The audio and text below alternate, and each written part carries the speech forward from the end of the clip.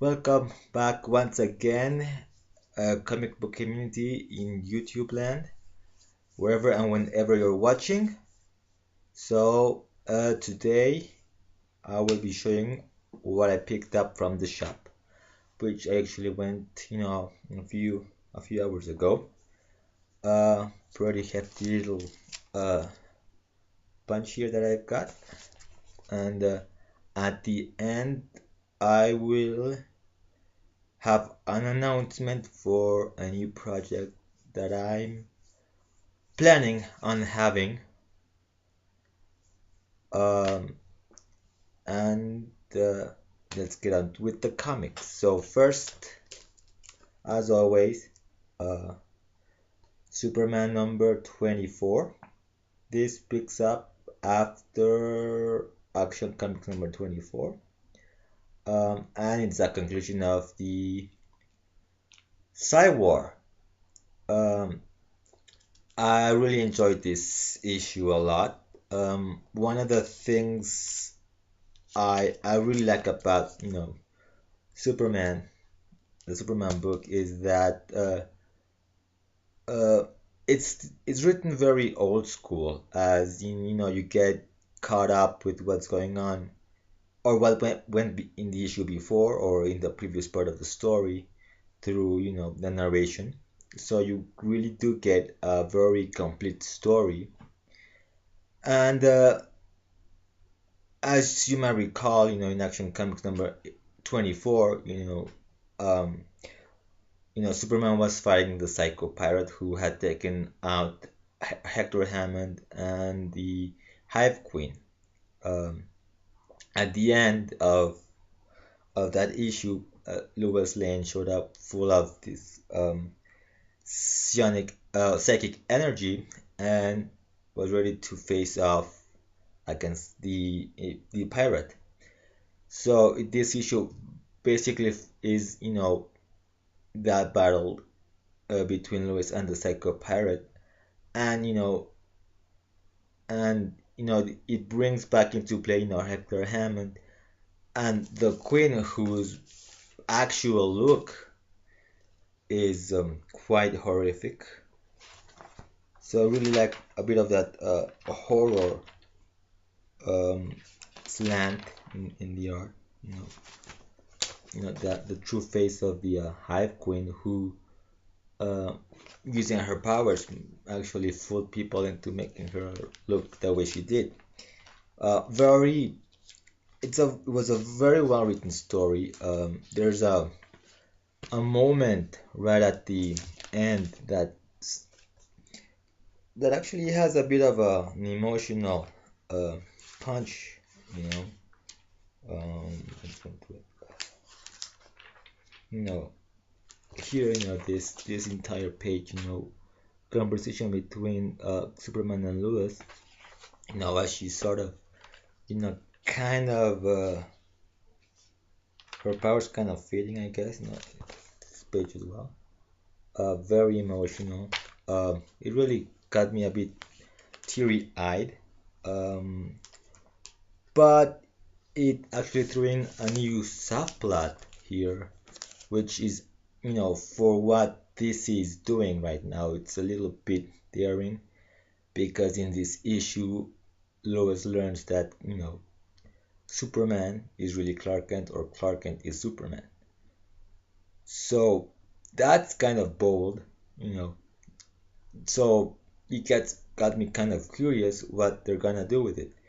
Will Lois, because at the end she went back to being in the coma she had been since probably the Superman annual number 2. So I'm kind of curious to see if when she wakes up she will be able to remember everything that happened during that time she had powers. It certainly implies that Superman is kind of worried about that, the fact that the Psycho Pirate knows who he is and Lois knows who he is. But with Lois, I would probably expect that either they run with it, or she wakes up and she forgets everything, which it's not unusual for comics, and it was pretty much a very well-known trapping used in the Silver Age, where a character sort of learns the secret identity of the hero, especially in the Superman books, and then magic or whatever, they just forget. So I'm really curious to see where they're going with this. Next up, Aquaman number 24, part 6 of,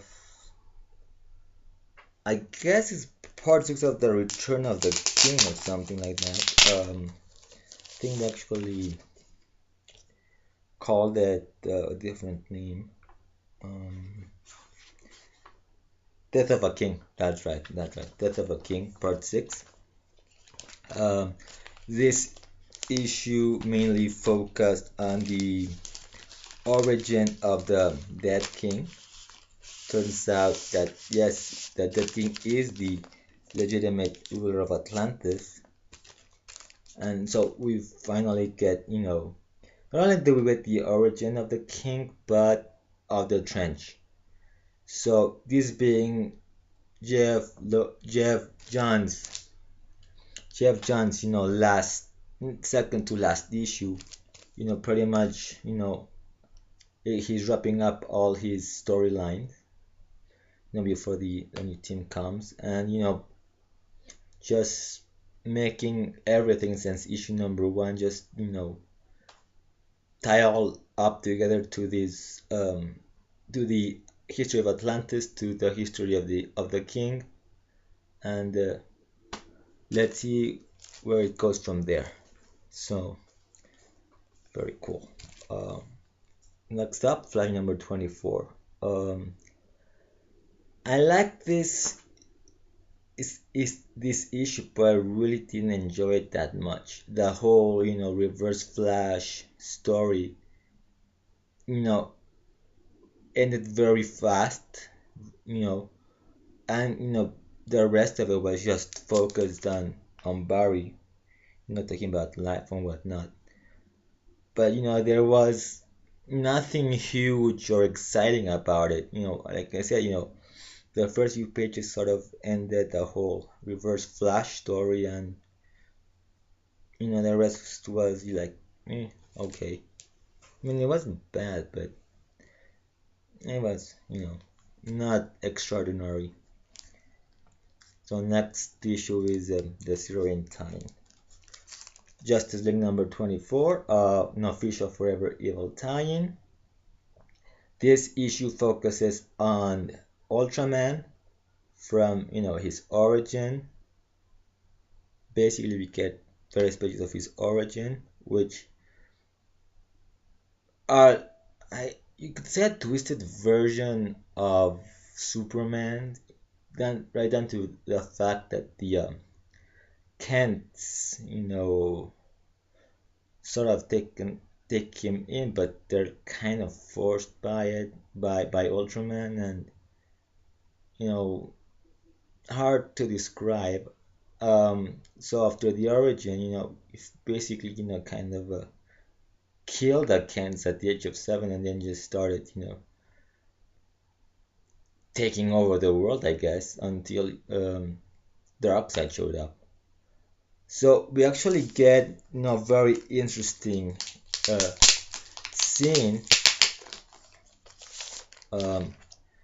which if you've been reading, or in which you read here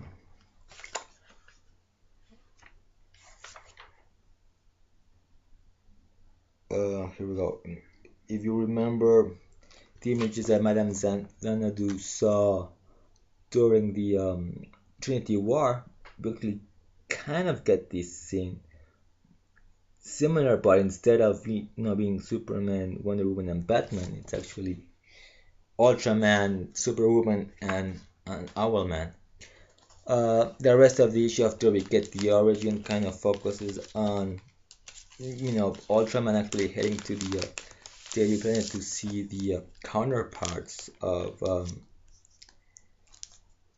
people of his world. The Jimmy, Lois, pretty much torturing the people of the planet until Black Adam shows up to face him, to fight him off, which I kind of like because it kind of the last appearance of Shazam. He was sort of like a villain to Shazam, but we still have the a sort of semi-heroic nature of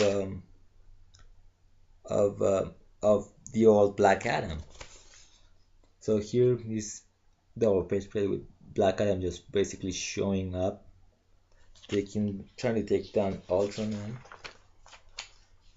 We have this amazing fight scenes going on between Adam and Ultraman until this very last issue where Ultraman gets the upper hand.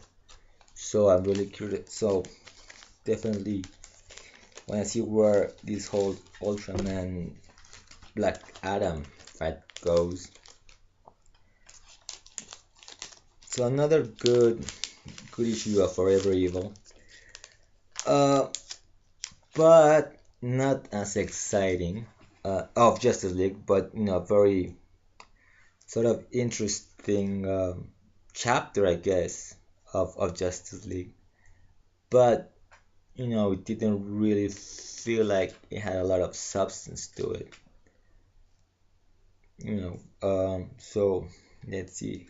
So this issue continues in Forever Evil number 3, I guess. Teen Titans number 24. I like the Teen Titans, and while this is supposed to be a Forever Evil tie-in, it doesn't really tie in. Doesn't really have the like Justice League, doesn't have the banner of Forever Evil as a Forever Evil tie-in. So, but it does follow up after Johnny Quick sent the Titans through time. They're just going from the past to present, just jumping around the time stream. We kind of get a hint on Bart Allen's Kid Flash's origin of who he was before he was sent, to his past, to the past, our present, and so that's just a little bit of that. I think this will continue in next week's annual as well. And then we have the whole Raven subplot still running, and she is evil. So let's see. So I'm kind of curious about it, but it just felt a little bit disjointed, just going up, hopping around. Not a real linear type story, I guess. So being what it is, it makes sense that you get all this hopping around. And curiously enough, a few issues back in Superman, we actually saw these guys under Queen, the Centaurians, who were like some sort of alien race, bent on the conquest of Earth, and with this whole sort of Egyptian type motive, which Superman pretty much kind of dispatched them pretty quickly, though I think they did become a bit of a lingering plot point that hasn't been really addressed. Apparently their ship was in orbit around the Earth, but I can't remember very much about that. I think it hasn't been resolved yet. Well, okay, finally, All-Star Western number 24. You know, this is the first Jonah Hex 399 book that I believe doesn't come with a backup. I'm not sure if last issue still had the backup story, but you know, I'm loving this book. Um, Apparently, you know, Hex is here to stay in the present. There's no room. Doesn't seem to doesn't seem that you know they're sending him back anytime soon. So it's incredible how quickly Hex adjusted to the 21st century. It's a fun book. I loved issue 23, or was I think it was issue 22, one of those, because I thought it was incredibly funny. You know that this whole you know way of thinking between you know the 20th century and the 19th century and the 21st century. You know how you know a lot of the thought customs back then to us seem really to be politically incorrect. So I love that. And you know, the girl that befriended Hex, you know, she's still around. And while you know the whole thing that occurred in issue 23 got resolved, you know, he actually saved that town from a crazy guy who drove his car um, running over people and then you know shooting at you know Hex, killing him. Uh, you know Hex gets arrested. You know Bruce Wayne comes in uh, with one group of lawyers. You know they get him out. You know people are calling him a hero. Um, and you know you can pick this issue up. You know uh, which is great because you know you have this full page where you kind of get you know the whole recap of what happened of what happened in in the past issues.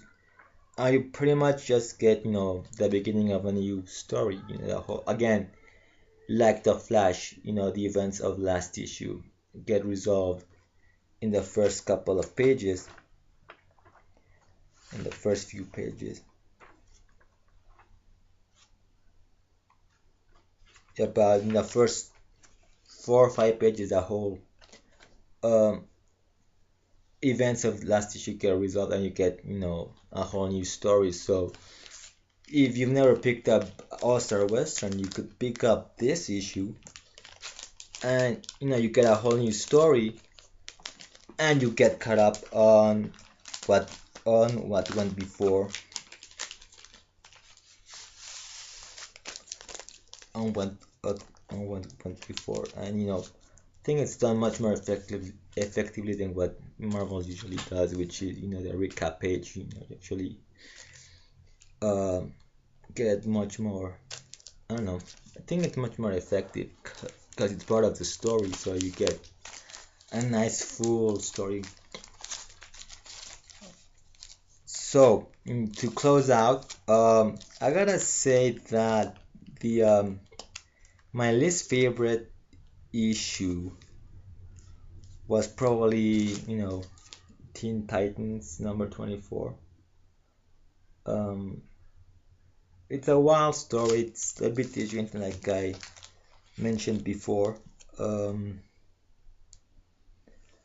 uh, I enjoy the Titans. But you know because of that type of story that it is, you know, it didn't feel like much happened. Just you know, little bits and pieces there.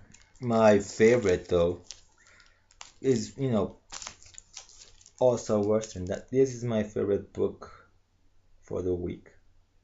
I really loved also Western. I love Jonah Hex. Um, with and tied into my favorite, with I guess you know Aquaman. It's right there with All-Star Western, for the way that Geoff Johns is just able to bring everything from his run into and bringing everything to a close in a nice, neat package. The same way he did with his Green Lantern run, and I expect that next issue uh gets sets up the next writer's run. But that you get the whole Aquaman story that Geoff Johns went to tell. And my third favorite, uh, Superman. And that only leaves us with The Flash and Justice League. So I guess Justice League number 24 still had a lot of good points for it, and The Flash would be after Justice League, because this was it just it just ended the Reverse Flash story a little bit too fast and just had a whole bunch of fillers. So we're going to go like this. So to recap, number one, or my favorite, Jonah Hex, followed by Aquaman, then Superman number 24, Justice League number 24, Flash 24, and Teen Titans being, so with Hex being the top favorite and Teen Titans being the least favorite book for this week. So I'm running a little bit late here, but 6 books. And finally, my announcement. So I've been thinking of starting a sort of series.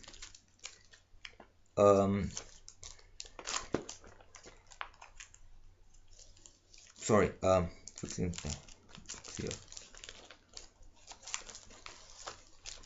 Okay, so I'm thinking of starting a new series. Now, as you know, I love to talk about the comics.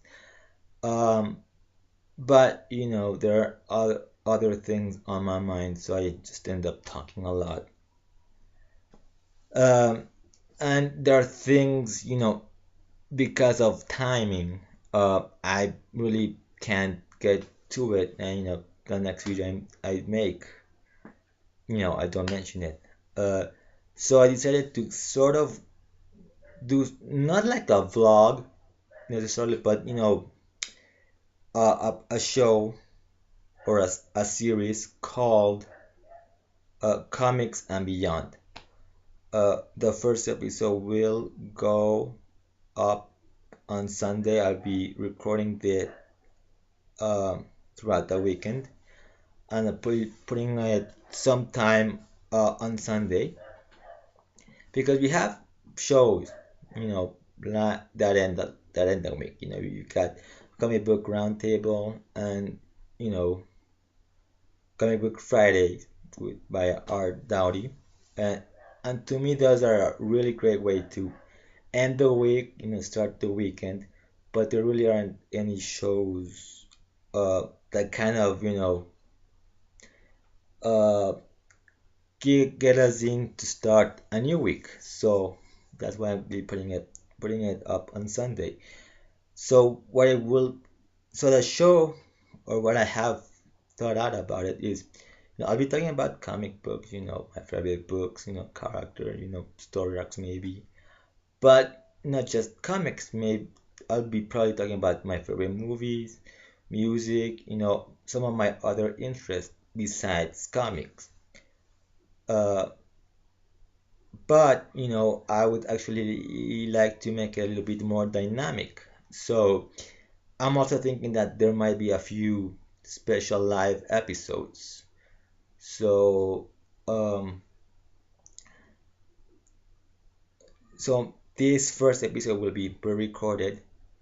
Uh, but I do plan to do pre live hangouts at some point if anyone's interested. Maybe I'll do it for the second or third episode. Anybody who wants to be a part of it and just shoot the breeze and talk about anything from comic books, movies, music. It'll be great because I don't want to make it be just me talking. Sometimes, try to make it a little bit more dynamic from time to time. So anyone interested, to be with me who would want to be part of the live shows whenever I have one, you can send me a PM. I'll probably post something on Twitter as well. So, you let me know if you want to participate, and that way, we can arrange a time uh, to do the live show. That means that the live shows wouldn't necessarily be on Sundays. It would be when, a group of people are available to do the hangout. So I could have a Comics and Beyond episode in the middle of the week, you know, in, a Thursday or a Monday or whenever anybody feels free to do the hangout, and that way I could arrange the do the proper arrangements for it, and not just do it. Say I'm gonna have it, this Sunday, and nobody would be available. So that's the intention. Mostly would be pre-recorded with a few occasional live shows, and and so you wanna be in one of the live shows, you could make it in the second or third episode, whatever. Again, just leave me a PM or and tell me if you like to join and just talk about whatever, comics, movies, music. So I'm running out of time here, or it's getting a little bit late, and so